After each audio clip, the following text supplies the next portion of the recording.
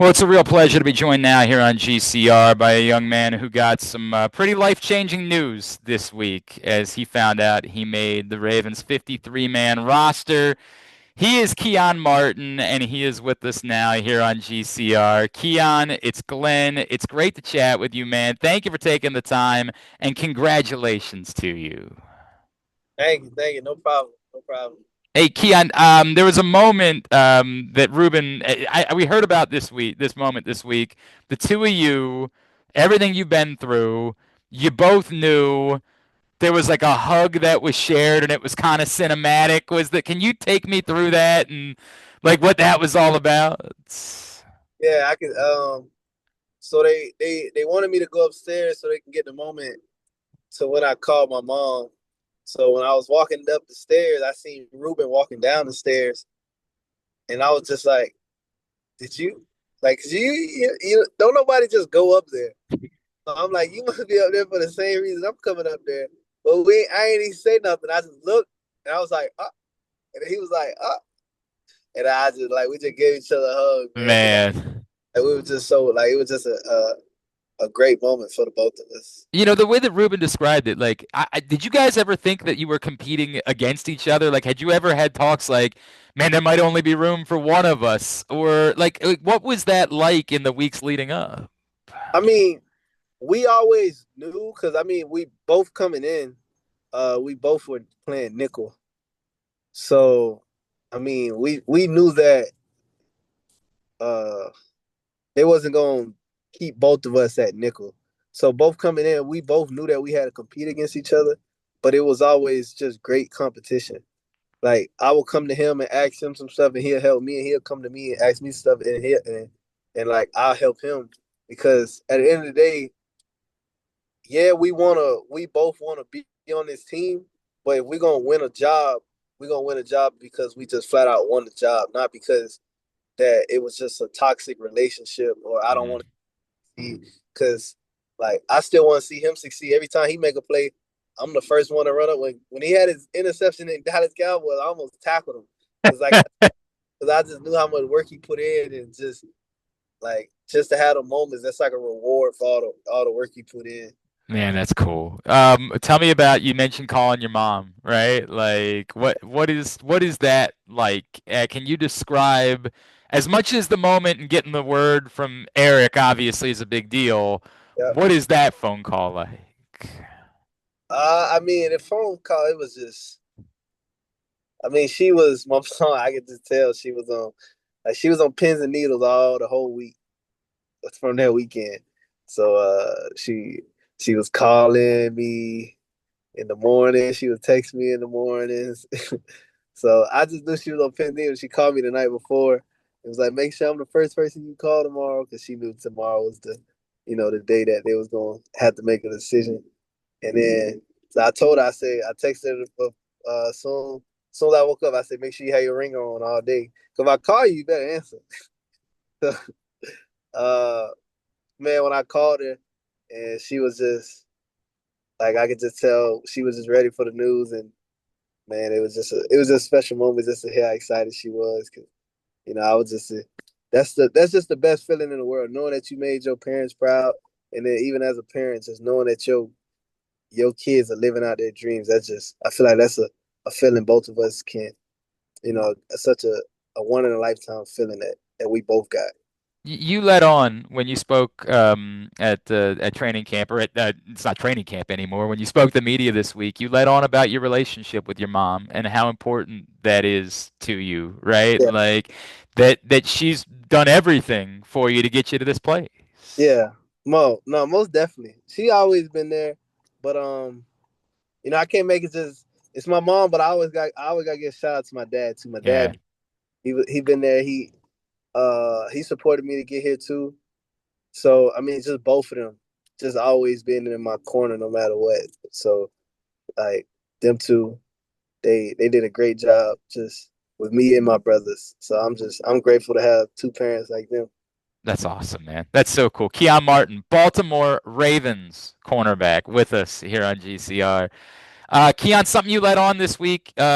You got a tryout with the Ravens, but that was the only one that you had.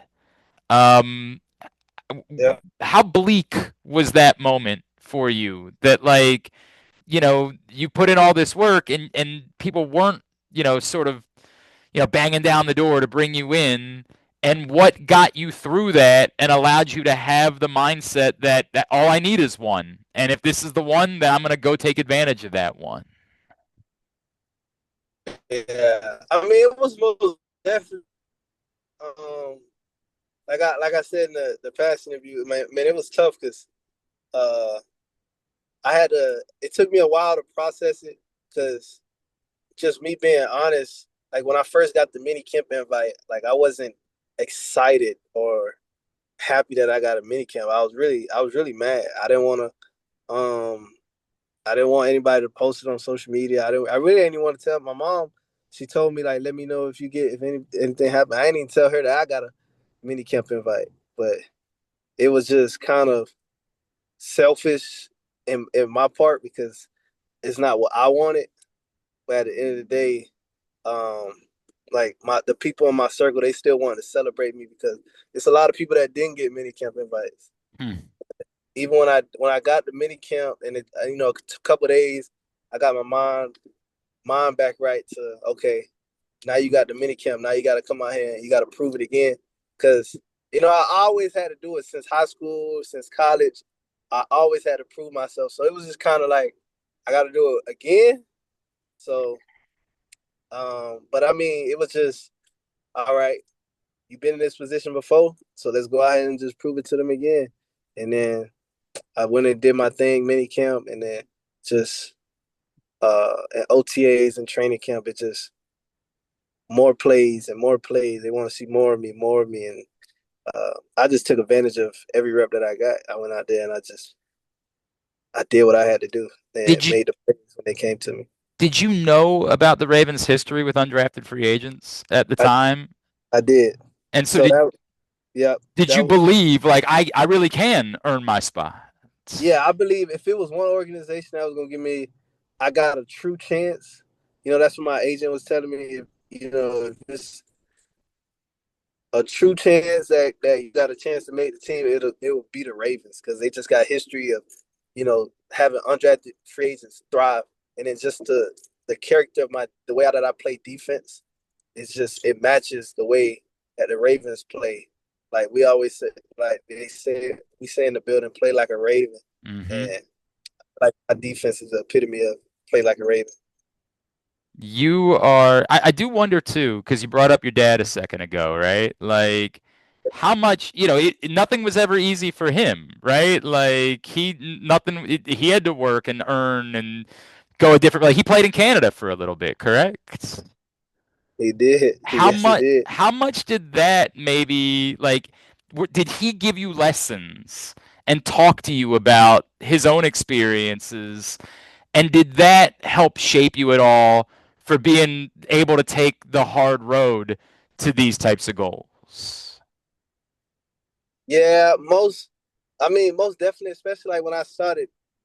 As I got older and I learned his journey and his story, um, like you start seeing, uh, like you start realizing the conversation that we're having that he actually went through it. But I mean, my dad, he always motivated me and kept me going, even when I kind of doubted myself sometimes. But he always told me to keep that confidence. Like one thing I always do, before every game, I call my dad, and he just like he reassures me that when I step out there on the field, that just play fast, play confident, and if I'm having fun, then I'm doing something right. So like that's something that just calms me. Like right before a game, I gotta call my dad because I just it's just like it just relaxes me right before the game. Wow. Wow. What is it that like, when did that start, I guess? When was the first time you called your dad before a game? I think it was college Okay. because in high school, my dad he was the DC at my high school, Mm-hmm. so he was right there. And he used to talk to me before every game and talk to me and my brothers before every game. But once I got to high school, I just you just miss them talks like you because every player usually they got a routine that they like to do before every game, like a pregame ritual. And I knew that my dad wasn't gonna be there, but I could still call him. So I think it started like my freshman year of college. You are a Broward County kid, Yeah, Broward and County. you are now a teammate of Lamar Jackson's. Um, how does that sit with you? Like how much has that hit you? Because I know that he is like otherworldly in Broward County. Like I know how significant of a figure he is down there. What does it mean to you that you are now a teammate of Lamar Jackson? Man, it means it's crazy because uh like just being in just come being like going back home and how everybody talk about Lamar Jackson stuff like that. Like he's just like you said, like he's an idol.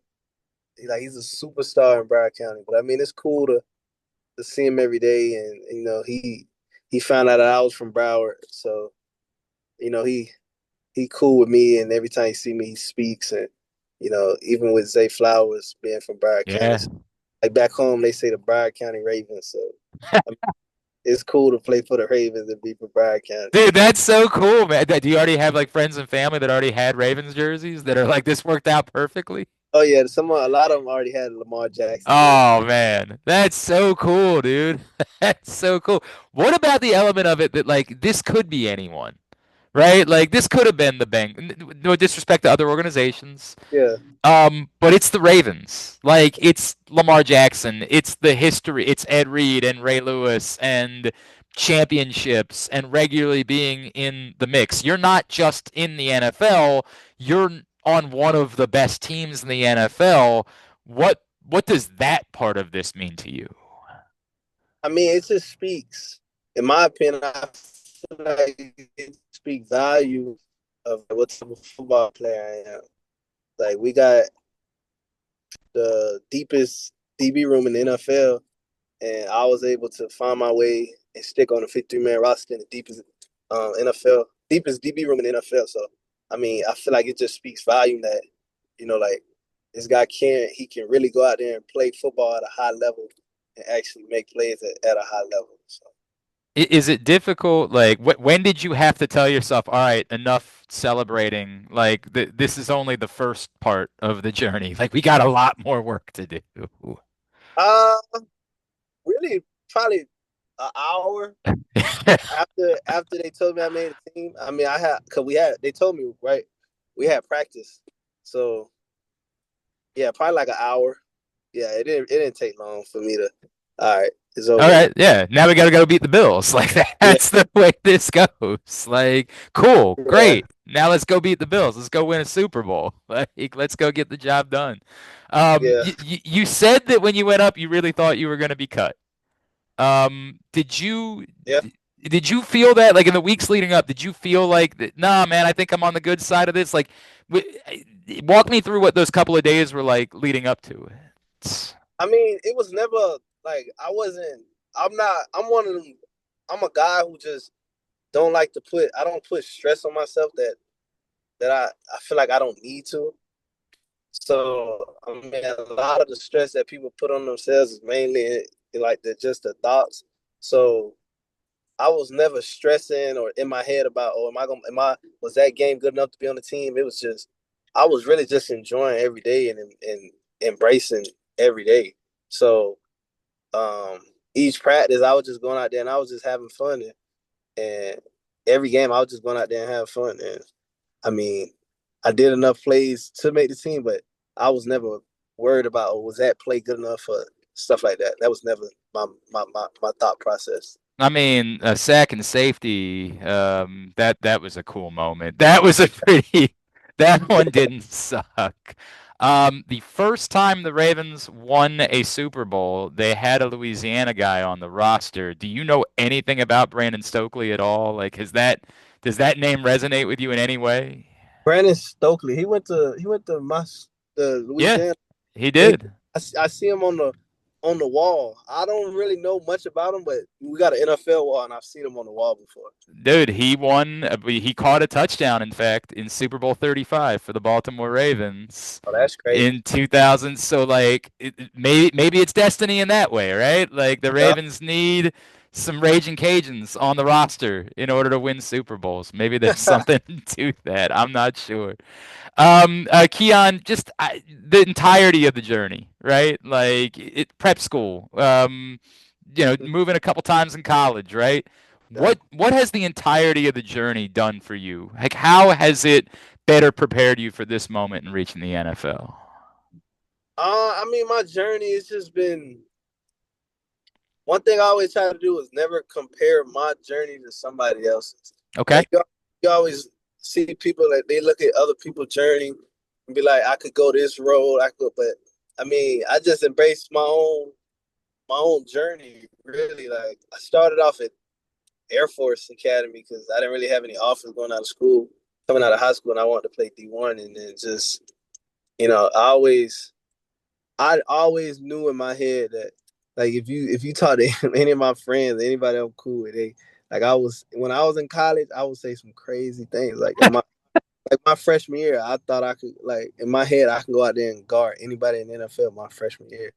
But that's just my confidence is just through the roof, and I feel like you need that as a DB because it's a hard position to play. It's a tough position to play. So, but yeah, my confidence is I always knew that I could play at the highest level of football.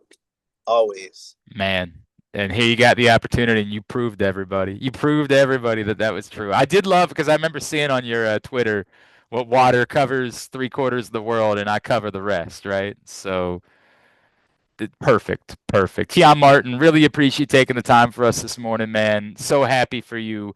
Thank you so much for doing this, and look forward to seeing your journey moving forward, man. Thank you so much. Thank you for having me. No problem, man. Yeah, let's go get this Super Bowl.